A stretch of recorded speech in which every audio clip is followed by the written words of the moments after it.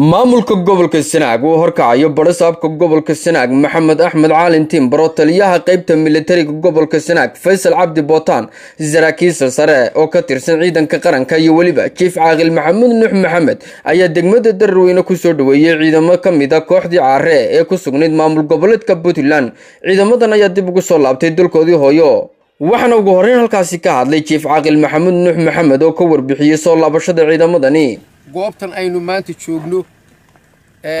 xafladatan aynu ku qabanayno oo aynu isugu nimi soo dhaweynta ciidan ka yimi dhinaca Qardood oo ahaa qoladii jabhadda halkaa joogtay ahayd oo ka soo goostay jabhadda una soo noqday dalkoodii dhibaatooyin ay halkaa kala kulmeen darteed gartay inay dadkoodii iyo dalkoodii dib ugu soo noqdaan waxna la qabtaan ugana faa'iideeyaan dalka xoogooda iyo maskaxdooda qaybtani waa qaybtii Darweyne soo gashay qaybo kale oo ama hoos inoo dhaafay iyo banaanka ama xaggan sare jiraana way jiraan waxaan idinka rajaynaynaa haddii ay garteen inay dadkoodii iyo dalkoodii dib ugu soo noqdaan dhibaatadii markii hore ay ku jireenna ay dib uga soo noqdaan waxaan rajaynaynaa oo dhinaca dawladana ka rajaynaynaa in ragga lana soo dhaweeyo waxna nalala qabto sidoo kale waxa iyaguna halkaasi ka hadlay taliyaha ciidanka militariga gobolka Sanaag iyo waliba qaar ka mid ah saraakiisha sarsare ee goobtaasi ku sugnaa aad iyo aad waxaan u soo dhaweynaynaa tiimkan dhalinyarada ah ee ka yimi Qardo ee isku jira xubno ahaan jiray ciidamada kala duwan ee Soomaaliland qaarkoodna ay hayaan shacabka ee tagay Qardo aad iyo aad baan idin soo dhaweynaynaa waxaad timaadeen dalkiinii waxaad timaadeen gobolkiinii waxaad timaadeen dadkiinii waxaad timaadeen odayaashiinii tabasha way dhacaysaa haddii wax la kala tawdo oo ay la isugu soo noqdo wixii tabasha ah ee aad tabateen iyo wixii jiraba waxa weeye dadkiin baa ku soo noqotay aad iyo aad baa u mahadsantihiin waxaan kaloo aad iyo aad ugu hambalyeynaya Chief Caaqil Maxamed Nuux oo aad iyo aad uga hawlgalay inuu dhalinyarada halkaa joogta ee meesha koonaha joogta inta itaalkiisa uu ka hawlgalo isaga iyo wax garadka kaleba aad iyo aad baan u hambalyeynaa khayr Allah idin siiyo anaguna haddaan nahay ciidamada taliyaha ciidanka qaranka iyo taliyayaasha kala duwan ee ciidamada qalabka sida ee aanu maanta halkan joognay wakiilka ka nahay qalbigoodii baan idinku soo dhaweynaynaa soo dhawaada si wanaagsan baan idin soo dhaweynaynaa annagu markii hore maanaan nabcayn askarteedii bay ahaayeen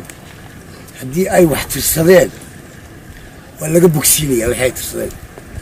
insha Allah waxaanu la qaban karrona waan la qabanaynaa kolley madaxdii way maqlaysaa taladooda waa la isweydiinayaa waxay isugu jiraan baan filayaa shacab iyo rag ciidanka ka tirsanaan jiray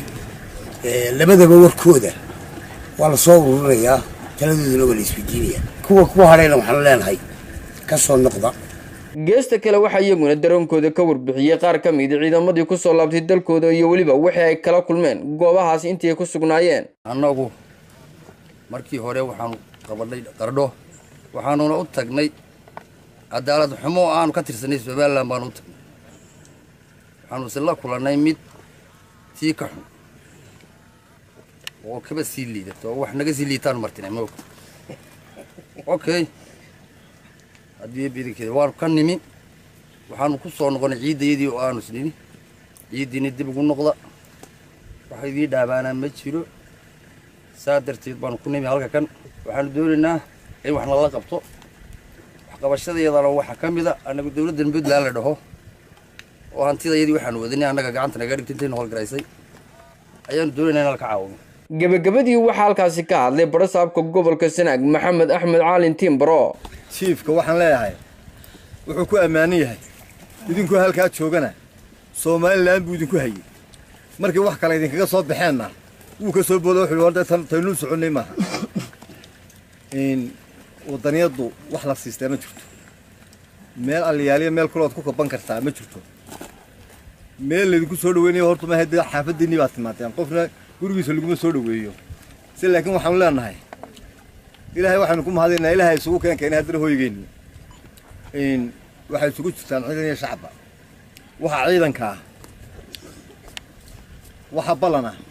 nin waliba inuu ciidankiisii ka hawlgalo waxa shacabka ah haddii uu shaqaale dawladeed ahaana inaanu la raadino shaqadiisii haddii kalena wixii kale doonaya in la ciidameeyana diyaar baanu nahay inaanu la hawlgallo inaanu wax la qabanno qolo kaloo iminka xaggii goof imanaysayna way jirtaa waynu surursanaynaa xukuumaddana si midaysan in marigu wada tegina haddaa la yidhaah ومحمد سوتة تلفزيون كقرن كسوماليلاند عيلفون